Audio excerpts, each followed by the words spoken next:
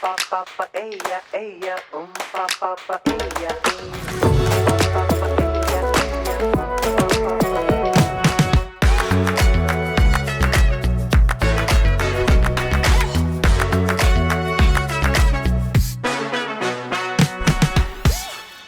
Hello and welcome to Locally New England, a show that is committed to bringing you local lifestyle insights, marquee events, and business profiles. I'm Cheryl Nelson. And I'm Joe Guarnieri. So glad to be with you again, exploring the places and people that make New England a great place to live. We've got a great show lined up for you today, so don't go anywhere. More of Locally New England coming up right after this.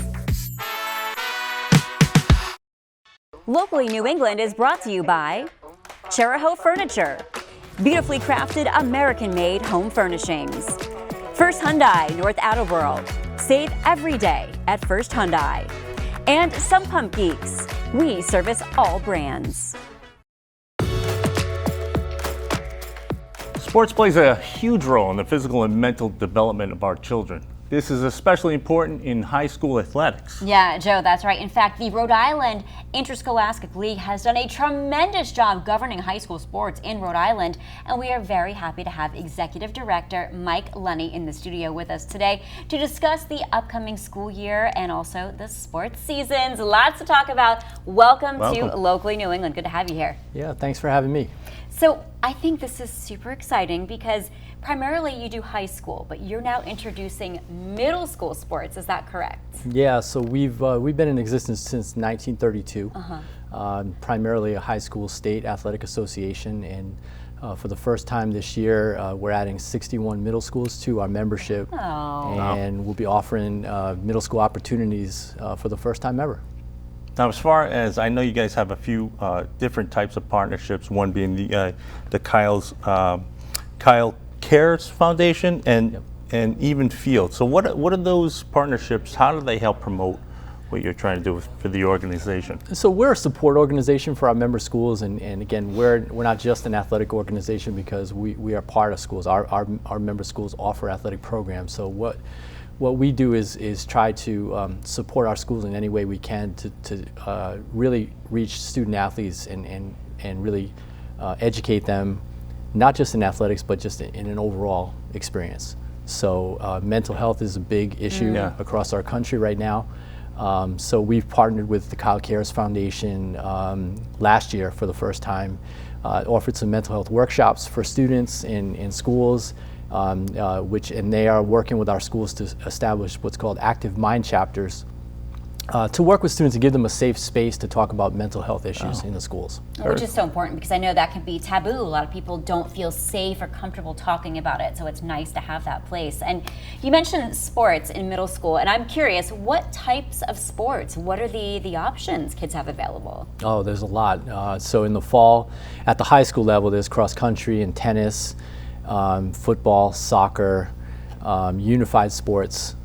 So we've got a wider range of sports all through the school year. For middle school, for the first time in the fall, we'll be offering soccer for boys and girls and cross country for boys and girls. Now, I know you do an emphasis on action and emergency action planning, right? And then 7 of those schools get free AED. What is that? Can you explain that? So our support organization for our state association is called the National Federation of High Schools, and through a grant process through the NFHS is what we call it. We are partnering with them to offer 7 free AEDs. But as far as emergency action planning is concerned, part of what we do is help educate the schools and stress the importance of putting an emergency action plan together for the health and safety of events and security, sports medicine. We've got a sports medicine advisory committee that we have doctors and athletic trainers and medical personnel that advise us on how to make things safer for kids. Oh, I love that. On the side, I actually am a disaster preparedness expert. I work with groups and organizations to prepare them for all different types of severe weather. So that's something the kids have to think about for sure. And also PPE, right? Staying safe and having equipment to protect them when they're out in the field. That's correct, yeah. So through our partnership with Ortho Rhode Island, they're offering free physicals for students this year, and they also do some injury prevention programs where they'll come to our schools and work with our coaches and our students, again, to get them prepared for their seasons. athletically. So again, it's not just about the games and the championships, which is really what we're kind of known for, but we try to educate the whole athlete, the whole student, and really support our schools, our administrators, our athletic directors, and just try to give them the best experience they can during their school years. That's amazing. And just going back to the mental health, as far as some of the programs, what are the things they're teaching the students, as far as anything specific, as far as what they need to learn? I mean, I don't know. Do you ever remember in sports, like learning any mental health? We never talked about that back in the day. I mean, except that's for what put your helmet on, right? Right. Just, I mean, that's what I love now. But how are you getting that dialogue going with the kids and making them comfortable to open up? Yeah, and I think that's the most important thing, is to let them know. And I think the terminology that we always use is it's okay not to be okay. Yeah. And I think what happens is in this day and age with social media, with a lot of the pressures that students are going through to get to the best colleges, to get to the next level of their athletic careers, whatever it is, things that they're dealing with in school that they need to talk about and discuss. We want to create those spaces for them to be able to do that and feel comfortable in that environment. Right. For our viewers watching, where can they go to learn more information about this, maybe get their kids involved, or how they can help support it in the community? So the best way for them to get the information is really to go to their school administrators, their principals, their athletic directors. We're working directly with them, but they're the ones that are implementing the programs at their level. So again, our role is to support them and to help them run their programs. Wonderful. Sure. All right, Mike, thank you so love much for joining us. We appreciate that. Thanks for all you do. Thanks for having us. Appreciate it.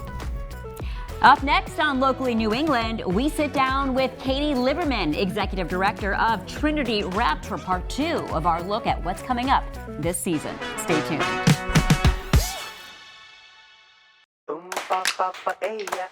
Welcome back to Locally New England. We are happy to welcome back to the show Katie Liberman, Executive Director of Trinity Repertory Company, to preview their upcoming season. And we talked about this a little bit. You were with us last time. Great to see you again. Thank you. Thanks so much for having me back. There's so much exciting stuff coming to the theater, and I'm really looking forward to A Christmas Carol, which is something that occurs every year in this area. And it's such a great show that brings people out, but it's going to look a little different this year, we've heard. That's right. It's a little bit different, mostly because we are going to be in a new location. Wow. As I mentioned in our last chance together, Trinity Rep is undergoing a major renovation this year. So our upstairs theater, the Chase Theater, is getting a full facelift, new stage, new seats, new lighting, which is going to be extraordinary on the other side. But ultimately, it means that we can't have a Christmas Carol in that big space that seats 500 people. We went on a search around the community to find somewhere else. We did not want Rhode Island to be without this iconic holiday tradition. We know folks come back year after year with their families. And ultimately, we were very lucky. Our neighbors and colleagues at the Providence Performing Arts Center at PPAC came with open arms and welcomed us. So we're really excited to be at PPAC this year. It's a really exciting announcement for us, a great new partnership, and it means we'll still be downtown. So folks who are used to going out to dinner downtown, know their parking, you can keep your whole routine the same, but you get to experience another historic, beautiful theater venue for your Christmas Carol. Mix it up a little bit. That's right. I think that's even more fun for this year. It's so Absolutely. great. I mean, as far as the show itself, I love the show. It's one of the best shows in theater of all time. But as far as its iconic presence in the community, how iconic is it for the families and people coming to see it, people coming back for you guys? Absolutely. Every year during the holidays, we sell tens of thousands of tickets to this. It's huge for Trinity. It's huge for the community. We have folks who come from Massachusetts, from Eastern Connecticut, and throughout Rhode Island. We know folks who come with multiple generations of their family. It's such an incredible story. I mean, we all know the story of Scrooge and Scrooge's change of heart and that uplifting ending. And we know that folks like to come to have that holiday spirit kind of imbue their entire season. This year will be no different. It's going to be full of holiday spectacular. In fact, being at PPAC allows us to really push the envelope on how much holiday joy we can put in with costumes, with design. Our director, a woman named Tatiana Marie Marie Carlo has worked with us before and always goes above and beyond with spectacle. And we can't wait to take advantage of everything PPAC has to offer to really make this a special holiday show. It really is going to be the show to be at this holiday season. And if families can't get out there together as a family, I love the other option you have, and that's field trips for schools to arrange, right? Absolutely. Trinity Rep has a long-time program called Project Discovery, in which we bring schools to the theater for matinees. And A Christmas Carol is our most popular school matinee, as you might imagine. And we're still making that available at PPAC this year. So if you're a teacher, if you are affiliated with a school, please go to our website, trinityrep.com, and you can find a way to connect your school with us, and we can make arrangements for you to come. Can we hop on the bus? We could be chaperones. Seriously. That would be so think that- Yes, right? I think love to I have was you. on one of those buses one time That's when I was great. a kid, for sure. That's real. We You know hear what I mean? that from Rhode Islanders all Yeah. the time. It's been going for almost 50 years, so folks like you always say, I was on one of those buses. I was on one of those buses. I'm Little so show glad on you're the here. bus. Yeah, it was cool. It was definitely a great experience as a kid, and here we are. That's because right. of that. That's right. Because of That's that. amazing. Yes. Yeah. That makes me so happy to I hear. know, and Yes. you've got plenty of other shows too, right? Yes, in the spring, on the other side of Christmas Yes. Carol, we have 3 more plays up for folks. A play called Someone Will Remember Us, which is based on true stories from interviews with local veterans and the local Iraqi refugee community, folks from the Iraq War who now live in Rhode Island area. It's a totally homegrown local story that bridges the arc of folks who were overseas at that time, looking back almost 20 years. We're hoping a lot of folks, veterans, community members, everyone will want to come and hear more about this story. Following that is a play called La Tempestad, or The Tempest. Yes. It's Shakespeare's The Tempest, but with a twist. There will be Spanish and English throughout the play. Everything will have surtitles above, so you can follow whatever your native language is, and you can kind of follow along and hear the story from a very different perspective using this kind of tweak. And then lastly, a play called Blues for an Alabama Sky, about 5 friends living in Harlem in the 1930s, throughout the Harlem Renaissance, that really just kind of reminds you of all sorts of the great cultural achievements of America. And we really hope folks might want to come catch those 3 plays. You can buy a single ticket, or as we mentioned in our last segment, subscription. you could get a subscription. Perfect. A flex subscription lets you pick and choose whatever you'd like, or the 5 play lets you select for the whole season. Oh, That's so awesome. much That's so fun. awesome. And once again, what is that website? TrinityRep.com. All right, go there or call 401-351-4242 to get more information. Thank you so much, Katie, for joining us. Thank you. Thanks for having me. Oh, fun stuff. All right, we're going on a field trip. That's it. Oh yeah, for sure. Can't wait to have you. We'll do. Up next, we take our cameras to Special Olympics Rhode Island to learn more about their impact on the community.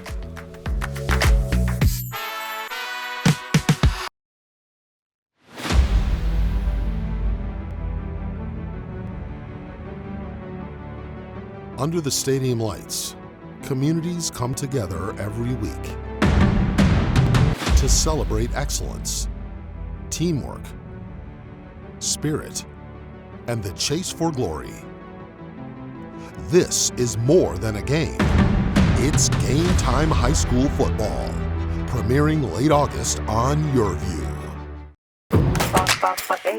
Welcome back to Locally New England. Special Olympics Rhode Island is one of the state's most dynamic programs, providing over 1,600 year-round sports training and athletic competition opportunities to more than 4,000 children and adults with intellectual disabilities. And we took our cameras down to check out some of these programs, so let's take a look.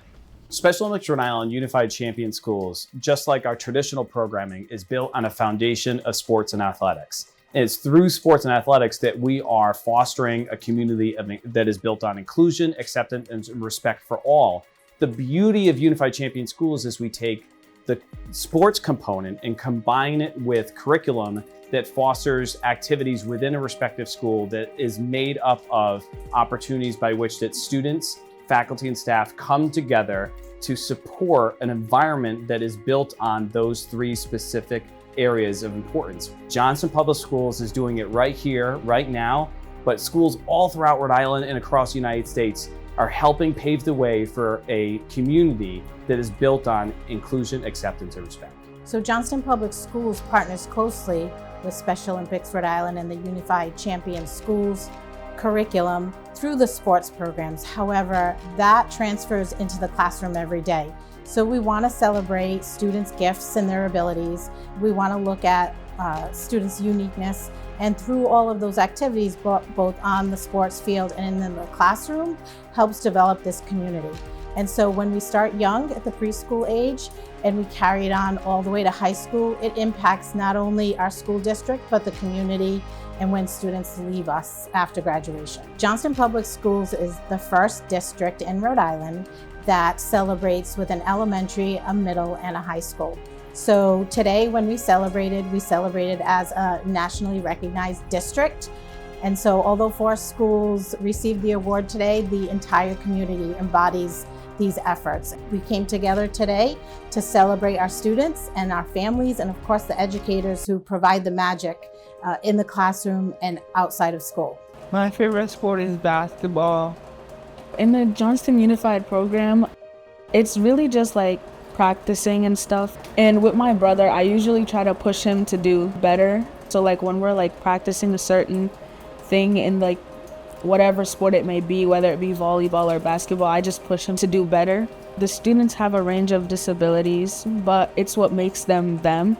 So as a unified partner, I don't only just help my brother, I help the other kids too. What I would say to people who are interested in being a unified partner is that it's fun, it's really great to help the kids. The Unified Champion School program has really helped our students to feel more included, to feel that they belong, both in the hallways, in the classroom, on the field, on the court, and not having any bullying or being upset that maybe they're not being a part of something. And so right now, they've been really having some great relationships, building those relationships with other unified partners as well as other students that are learning about the programs that we have. This year, I went to a trip called Leadership in Wisconsin with my unified partner. I'm looking forward to becoming a leader. I think the Unified Champion Schools program gives everybody a chance to make meaningful connections and excel to their fullest. There's always resources available and so many people looking out to make sure that everybody can reach their full potential. And it makes me happy and included. If you're a school out there, a teacher, a principal, a parent, a student, and you're interested in learning more about Unified Champion Schools, come visit us at specialolympicsri.org, give the office a call. We'd love to talk to you about how you too can be a champion in inclusion.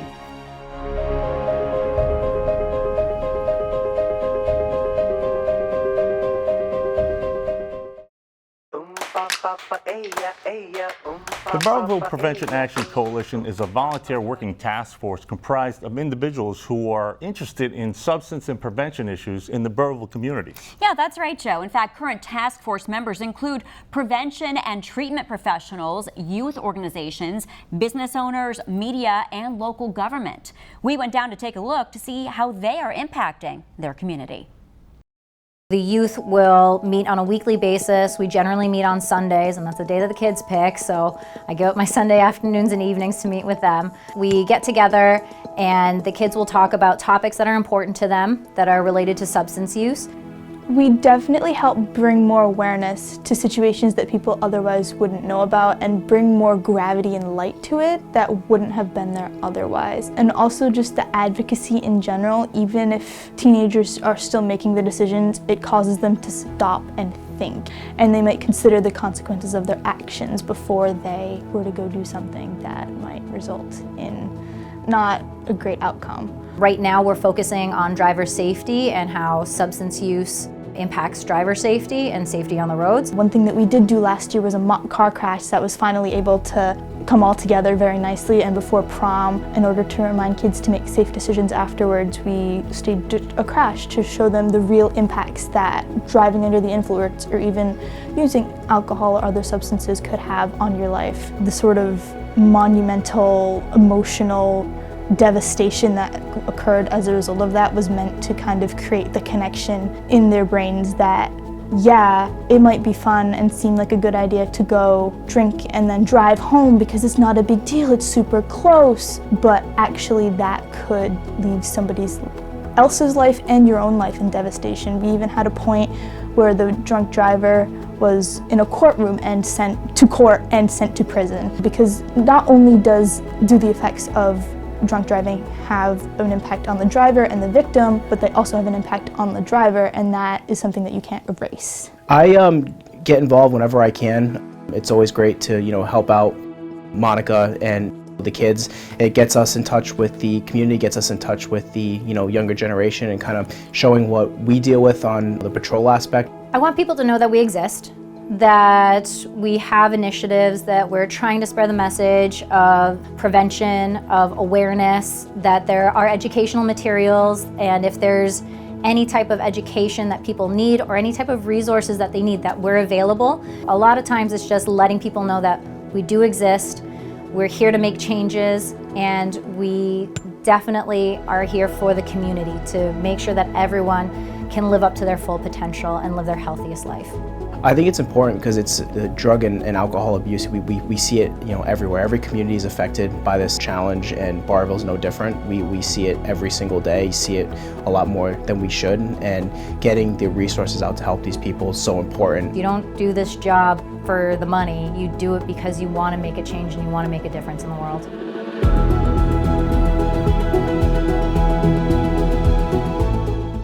Welcome back. Well, we've come to the end of another edition of Locally New England, and this was another great show. I gotta tell you, Joe, I can't wait for the Christmas season. A Christmas Carol, I gotta go see it. I'm still a little girl at heart. All right, Christmas Carol at PPAC this time around, so it should be exciting. It will be fun. Tune in next time for the people, places, and stories that are locally New England.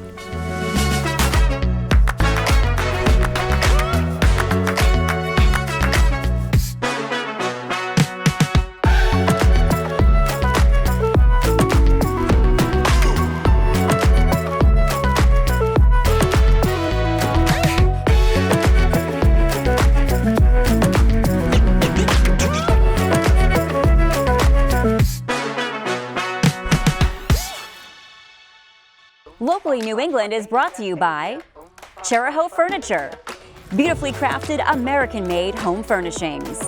First Hyundai, North Attleboro. Save every day at First Hyundai. And Some Pump Geeks. We service all brands.